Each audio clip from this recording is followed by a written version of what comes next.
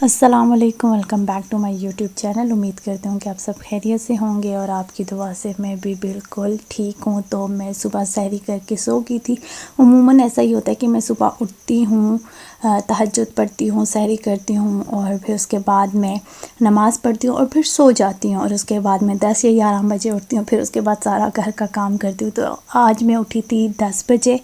उसके बाद मैंने सबसे पहले सारे रूम साफ़ किए और जितनी भी चीज़ें इधर उधर थी, क्योंकि इधर की चीज़ उठा के हम उधर रख देते हैं और उधर की चीज़ हम उठा के इधर रख देते हैं, तो बस सारी चीज़ों को अपनी जगह पे रखने के बाद मैंने कि फिर उसके बाद पहले रूम साफ़ हो जाएं, फिर उसके बाद मैं करूँगी किचन साफ़। उसके बाद मैं गई ड्राइंग रूम में और यहाँ पे टेबल पे मामा सुखा रही थी मेथी।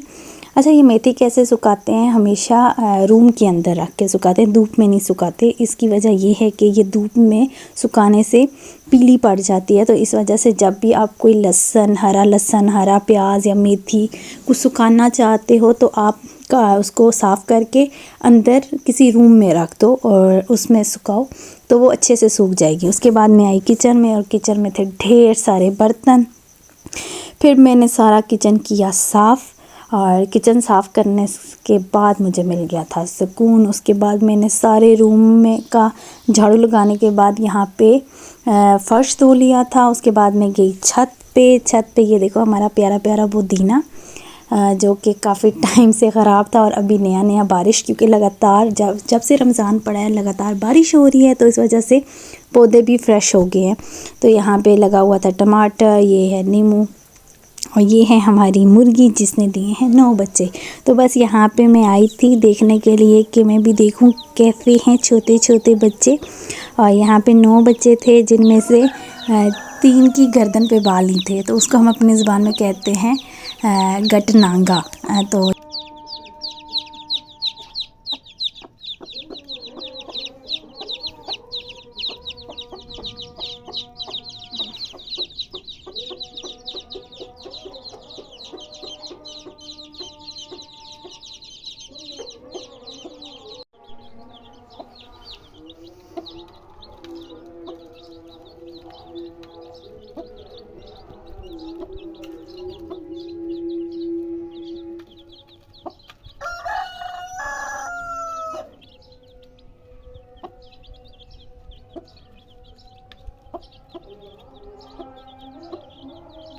फिर आ गई थी मैं नीचे, क्योंकि असर की अज़ान हो चुकी थी। और सबसे पहले यहाँ पे मैं अपने लिए कोरियन नूडल्स बना रही थी। मुझे इतना दिल था कि मैं नूडल्स खाऊं, तो उसके लिए मैंने यहाँ पे प्याज, लहसुन, अदरक, टमाटर, शिमला मिर्च काट ली थी। उसके बाद मैंने बनाना स्टार्ट किया। यहाँ पे मैंने ऑयल डाला, ऑयल में प्याज डाला, फिर उसे अच्छे तरीके से फ्राई किया।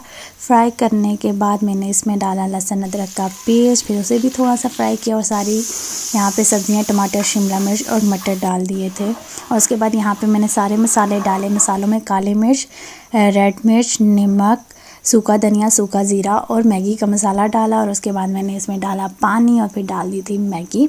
और ये रेसिपी बहुत टाइम से मैं शॉर्ट्स में देख रही थी कि कोरियन स्टाइल नूडल्स, तो मैंने कहा क्यों ना मैं भी ट्राई करूँ।